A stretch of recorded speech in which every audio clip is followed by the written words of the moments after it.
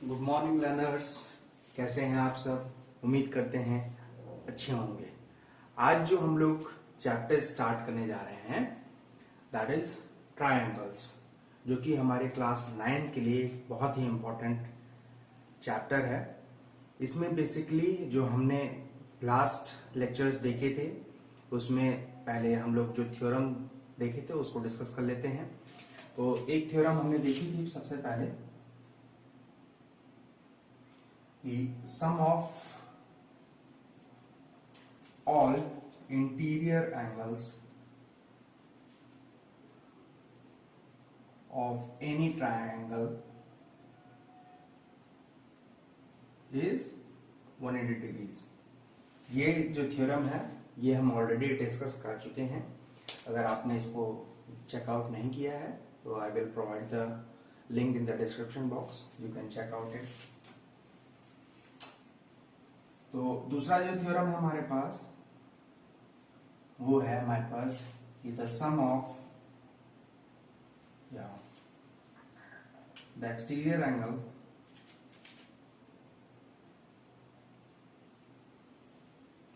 Of any triangle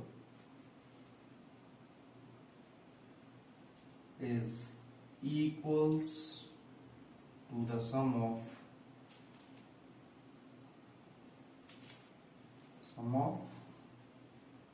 opposite interior angles।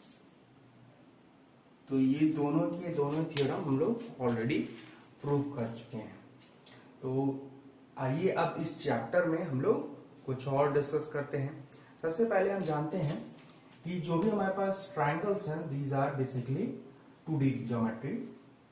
2D geometry मतलब 2 dimensional geometry, या इसी को हम लोग बोलते हैं प्लेन फिगर्स। प्लेन फिगर्स से हमारा यहाँ पे इम्प्लीकेशन ये है कि those which can be drawn easily on a black board और ऑन अ पेपर। तो हम लोग क्या कर सकते हैं, किसी भी ट्रायंगल को या फिर ब्लैक बोर्ड पे इजिली ड्रॉ कर सकते हैं। इसी तरह से हमारे पास कई और ज्योमेट्री हैं जैसे कि सर्कल हुआ, स्क्वायर हुआ, रेक्टेंगल हुआ। तो those are basically 2D geometries या फिर प्लेन फिगर्स इनको कहते हैं। वहीं पे हम लोग जब बात करेंगे कोन्स की, सिलेंडर्स की या स्फीयर्स की, क्यूब और क्यूबॉइड्स की, तो basically those are 3D geometries. तो इनका जो यूटिलाइजेशन है बेसिकली जब 2D ज्योमेट्री या 3D ज्योमेट्री की हम बात करते हैं तो जब हमारा एक चैप्टर पढ़ते हैं हम लोग दैट इज मेंसुरेशन। तो मेंसुरेशन में बेसिकली हम लोग को एरिया और पेरीमीटर और सरफेस एरियाज और टोटल वॉल्यूम या कर्व सरफेस एरियाज की जब हम लोग को बात करनी होती है तो उस समय हम लोग को इसके बारे में 2D और 3D ज्योमेट्रीज के बारे में पता होना बहुत ही जरूरी है। तो बेसिकली 2D फिगर्स या प्लेन फिगर्स की जब हम बात कर रहे हैं तो it consist of those figures which can be drawn on the black board easily.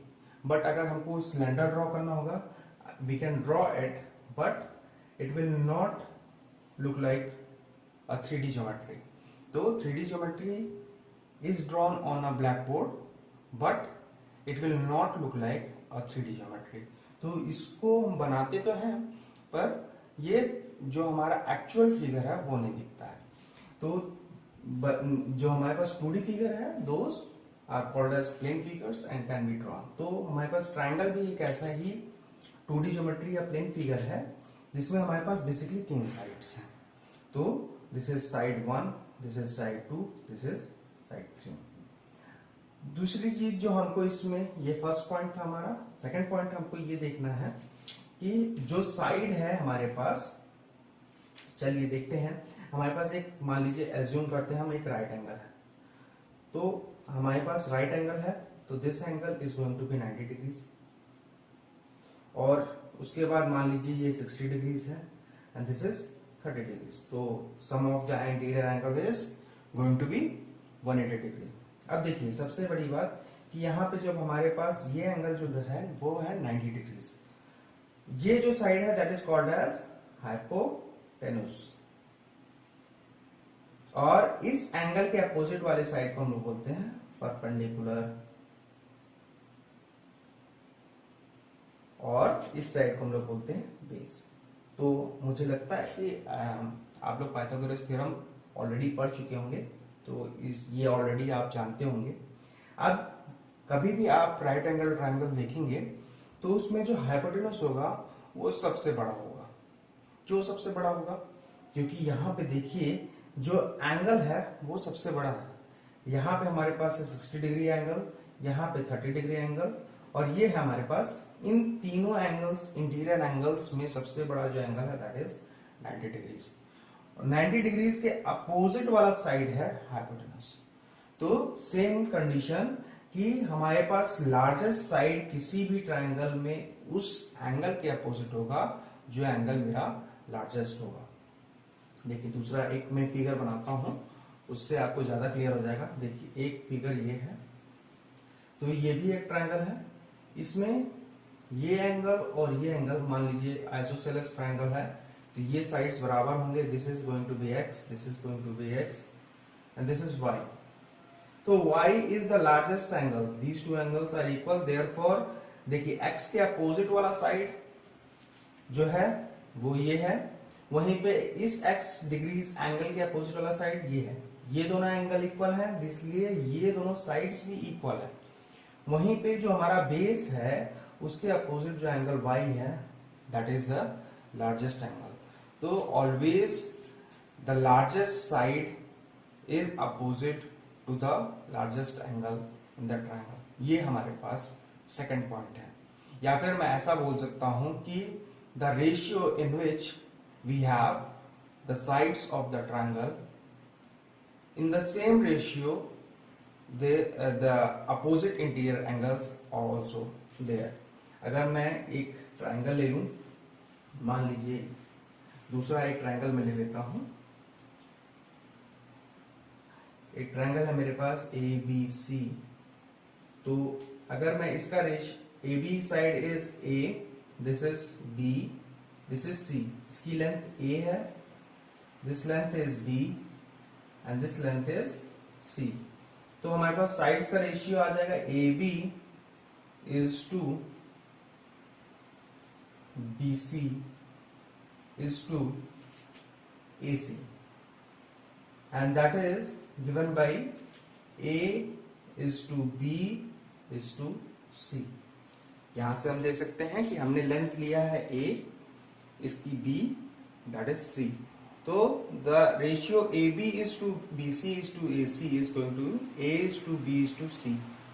और अगर मैं यहीं पे एंगल ले लूं, this is x, this is y, ऐसा करते हैं इसको, this is x, this is y and this is z.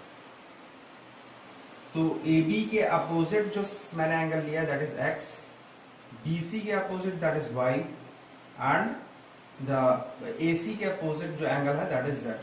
तो ratio of x is to y is to z is equals to the ratio of the sides. तो basically हमारे पास जो sides का रेशियो था वही रेशियो, सेम रेशियो एंगल्स का भी होगा। जो हमारे पास लार्जर साइड होगा उसके अपोजिट हमारे पास लार्जर एंगल होगा, जो स्मॉलर साइड होगा उसके अपोजिट स्मॉलर एंगल होगा। तो इस तरह से ये हमारे पास सेकंड पॉइंट हो गया कि जिस रेशियो में मेरे पास ट्रायंगल के साइड्स होंगे उसी रेशियो में हमारे पास ट्रायंगल्स के अपोजिट एंगल्स होंगे। जो साइड के अपोजिट का एंगल है सेम रेशियो में हो। तो अब हम लोग तीसरी बात कर लेते हैं। इसमें दो टर्म हम लोग को देखना है किसी भी ट्रायंगल में। हम ट्रायंगल लेते हैं तो उसमें एक सबसे पहली बात करते हैं मीडियन। तो median is basically it is a line joining any vertex of a given triangle to the midpoint of opposite side। तो हम लोग देखते हैं हमारे पास एक गिवन ट्रायंगल है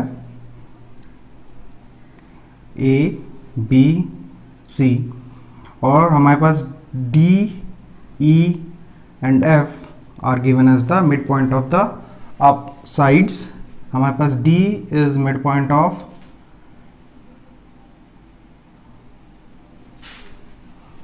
बी सी, वहीं पे हमारे पास जो ई है is mid point of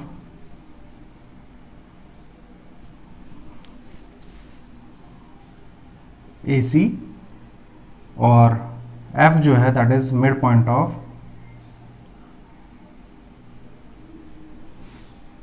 A B. तो ये हमारे पास जो गिवन ट्रायंगल है। अब मैं क्या कर रहा हूं, जो हमारे पास मीडियन है वो क्या है, median is basically line joining the vertex and opposite mid point of opposite side. Mid point of opposite side और वर्टेक्स को हम लोग को मीटअप करना है। तो ए से मैं ड्रॉप कर रहा हूं एक line that is meeting eight D.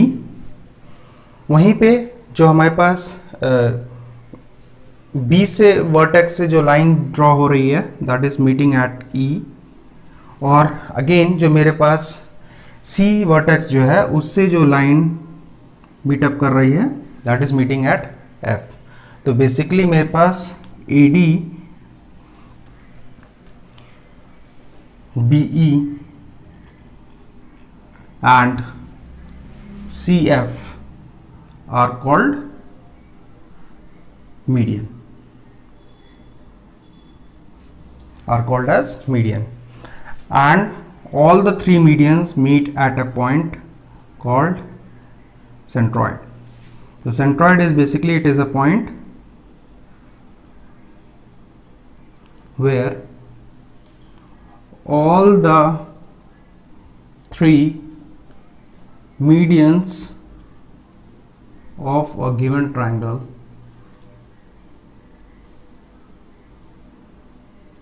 Meet या फिर इंटरसेक्ट, मीट और इंटरसेक्ट। तो जिस पॉइंट पे हमारे पास जो भी गिवन मीडियंस थे किसी भी पर्टिकुलर ट्रायंगल के जो मीट कर रहे हैं that point is called as the centroid. तो ये तो हमारे पास थर्ड पॉइंट था।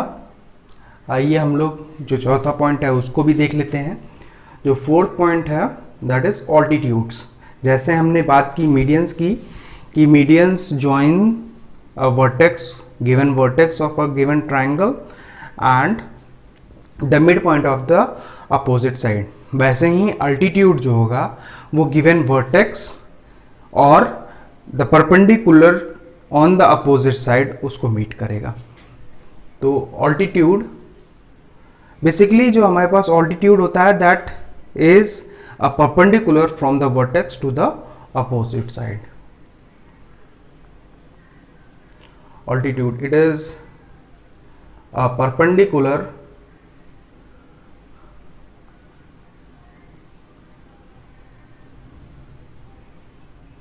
from the vertex to the opposite side of a given triangle। तो हमारे पास अगर गिवन ट्रायंगल है डी ई एफ, मान लीजिए डी है, this is E, this is F. तो मैंने क्या किया है, पहले वर्टेक्स लिया डी, उससे एक परपेंडिकुलर ड्रॉप कर दिया, this is perpendicular, this is meeting E at X. वहीं ई से मैंने एक परपेंडिकुलर ड्रॉप कर दिया, this is meeting D E at Y. और एफ से भी मैंने एक परपेंडिकुलर ड्रॉप किया है,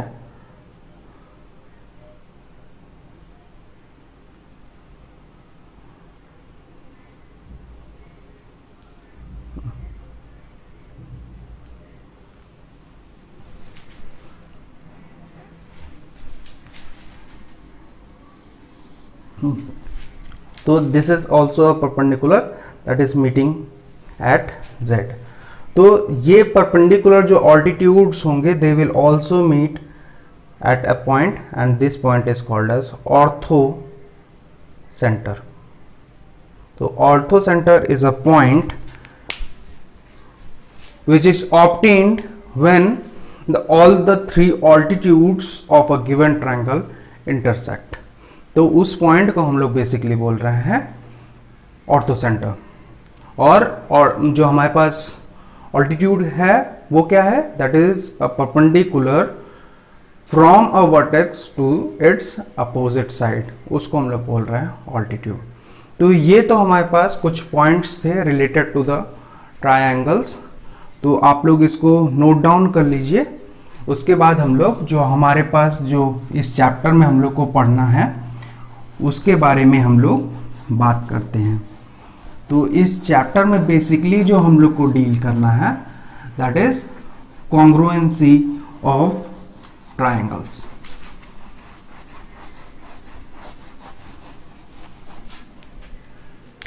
बेसिकली हम लोग को जो बात करनी है कॉन्ग्रुएंट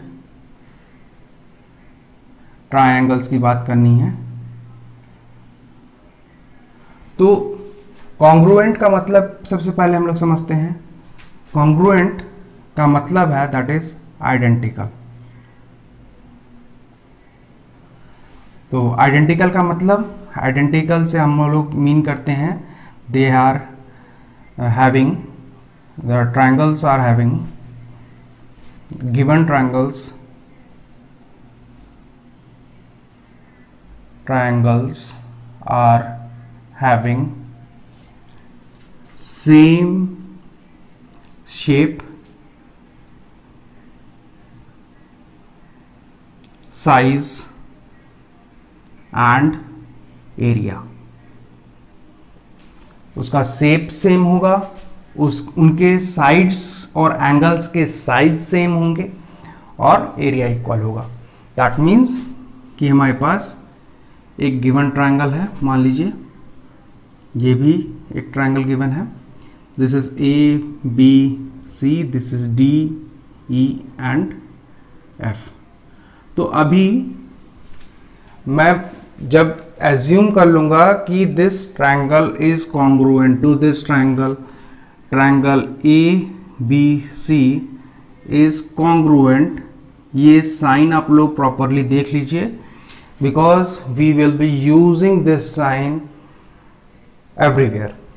तो ABC is triangle congruent to triangle DEF. इसका मतलब क्या हुआ? इसका मतलब ये हुआ कि जो हमारे पास करस्पॉन्डिंग एंगल्स हैं, करस्पॉन्डिंग साइड्स हैं, पहले साइड्स की बात कर लेते हैं. तो AB के करस्पॉन्डिंग जो साइड है दैट इज DE, वहीं पे BC के करस्पॉन्डिंग जो साइड है दैट इज EF, और जो हमारे पास AC के करस्पॉन्डिंग साइड है दैट इज DF. तो जैसे ही मैंने बोला कि ABC is congruent to DEF, that means AB is equals to DE, BC is equals to EF और AC is equals to DE. अब साइड्स इक्वल हो गए. साइड्स इक्वल हो गए तो अभी हमने इससे पहले बात की थी कि जो हमारे पास अपोजिट एंगल्स का रेशियो होगा वो सेम होगा to that of the ratio of the sides. अब साइड्स इक्वल हो गए तो AB के अपोजिट जो एंगल है that is angle C, that will be equals to angle F. तो ये एंगल हो जाएगा इक्वल्स टू दिस एंगल. वहीं पे BC के अपोजिट जो साइड था, दिस जो एंगल था वो ये था, और EF के अपोजिट जो एंगल था ये, those will be also equal. और वहीं पे हमारे पास AC जो था उसके करस्पॉन्डिंग जो साइड्स था DF था, और ये एंगल AC के अपोजिट एंगल B है और DF के अपोजिट एंगल E है. तो this angle will also be equal. तो इस प्रॉपर्टी को जो हम लोग बोलते हैं, यानी हमारे पास angle A is equals to angle D, angle B is equals to angle E, और angle C is equals to angle F. तो ये कॉन्ग्रुएंट जब हो गए ट्रायंगल, तो हमारे पास गिवन जो एंगल्स थे और गिवन जो ट्रायंगल जो हमारे पास साइड्स थे, दोज विल बी इक्वल। और इसी को हम लोग बोल रहे हैं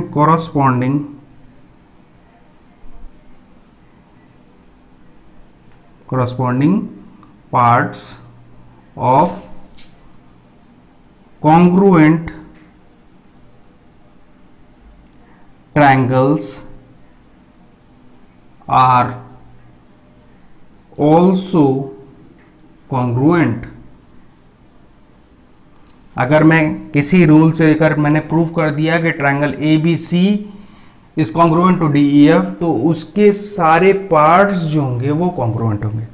और इसको हम लोग शॉर्ट फॉर्म में लिखते हैं। ये जो स्टेटमेंट है that is written as C P C T C. तो corresponding part of congruent triangles are also congruent। तो इसको हम लोग डिनोट कर रहे हैं CP-CTC से। तो कॉन्ग्रुएंट का मतलब आपको क्लियर हो गया होगा। These are basically identical. जैसे आपने फोटो खिंचाई होगी अपनी, जब आप लोग फोटो अपनी खिंचाए होंगे, उनकी 2 कॉपीज ले लीजिए, दोनों ही कॉपी में आप डिफरेंशिएट नहीं कर पाएंगे। तो that's what mean by congruent. Means if I will place both of these triangles side by side, we cannot differentiate between this triangle and this triangle because both the triangles are identical। तो इस chapter में basically हम लोग को यही पढ़ना है कि किस रूल के हेल्प से मैं बोल सकता हूं कि हमारे पास जो गिवन ट्रायंगल ABC है दैट इज आइडेंटिकल या फिर congruent in mathematical terms to triangle DEF। तो आइए सबसे पहले हम लोग स्टार्ट करते हैं कि रूल्स हमारे पास कौन कौन से हैं। तो मुझे लगता है कि आपको इस जो टर्मिनोलॉजी है कॉन्ग्रुएंट का, उसका मीनिंग क्लियर हो गया होगा। तो आइए हम लोग आगे बढ़ते हैं। तो हमारे पास जो सबसे फर्स्ट रूल है दैट इज एक्सियम। हमारे पास जो पहला एक्सियम है that is SAS। This is called as SAS rule, जिसकी हेल्प से हम लोग किसी भी ट्रायंगल गिवन 2 ट्रायंगल्स को कॉन्ग्रुएंट बता सकते हैं। तो SAS क्या बोल रहा है? SAS जो एक्सियम है वो हमारे पास स्टैंड करता है S for side, A for angle, और दूसरा जो है दिस इज साइड। तो वो कह रहा है कि गिवन ट्रायंगल्स, गिवन 2 ट्रायंगल्स में अगर मेरे पास ये गिवन 2 ट्रायंगल्स हैं ABC and DEF, again ABC and DE and F। तो ये एक्सियम हमको बोल रहा है कि अगर मेरे पास 2 साइड्स हैं और उनके बीच का जो एंगल है वो अगर इक्वल हो जाएगा, then we can say the given triangles are congruent. तो let us assume AB side is equals to DE side, AB is equals to DE। वहीं पे मेरे पास जो AC है side that is equals to DE, DF, sorry, AC is equals to DF। और हमारे पास इन दोनों साइड्स के बीच का जो एंगल है एंगल A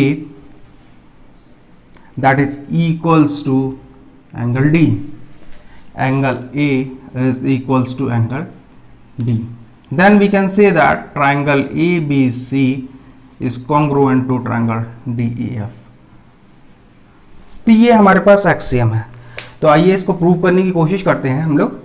देखिए हमारे पास गिवन है कि जो साइड AB है that is equals to DE। तो जब AB साइड की हम लोग बात कर रहे हैं तो इसके अपोजिट का एंगल जो है दैट इज एंगल C। अब AB is equals to DE है और DE के अपोजिट जो एंगल है F। तो ऑब्वियस सी बात है, अभी हमने इससे पहले बात की कि जो हमारे पास रेशियो ऑफ एंगल होता है ऑफ द अपोजिट साइड वो सिमिलर होता है। तो अब जब ये दोनों साइड इक्वल हो गए तो obviously this angle 1 and this angle 2 is also going to be equal. तो angle 1 is going to be equals to angle 2। क्यों? क्योंकि अभी हमने देखा कि हमारे पास जब जो साइड्स होते हैं उसके अपोजिट का जो एंगल होता है वो उसी रेशियो में होता है। तो जब ये दोनों इक्वल हैं तो ये दोनों एंगल्स भी इक्वल होंगे। वहीं पे अभी देखें हम लोग AC की बात करें और DF की बात करें तो AC के अपोजिट जो एंगल है दैट इज 3 और DE के अपोजिट जो एंगल है दैट इज 4।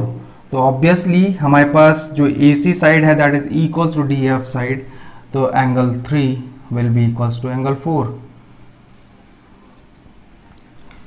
और हम ऑलरेडी जानते हैं बाय SAS रूल कि angle A is equals to angle D। अब देखिए जब angle A is equals to angle D हो गया तो इसके अपोजिट का साइड जो है that will be equals to this side, यानी base BC is also going to equals to base BC is also going to equals to EF। तो ये देखिए हमने जैसे ही बात की SAS रूल की कि SAS जैसे ही मैंने लगाया किसी भी पर्टिकुलर ट्रायंगल पे तो मुझे मिल गया। देखिए ये तो ऑलरेडी मेरे पास था, ये ऑलरेडी मुझे ऑब्टेन हो गया। कंक्लूजन्स हैं ये बेसिकली।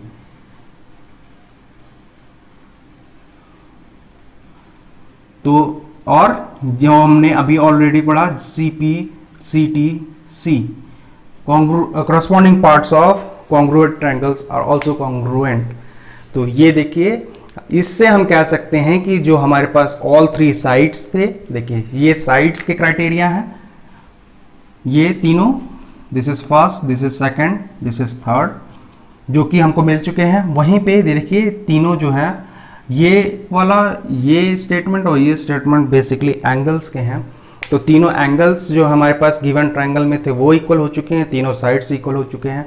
तो obviously the triangle ABC is going to be congruent to triangle DEF। तो ये था हमारे पास एक्सियम 1, ऐसा समझिए। और जो कि हमको बोल रहा है SAS रूल है, बेसिकली इसको कहते हैं साइड एंगल साइड कहते हैं।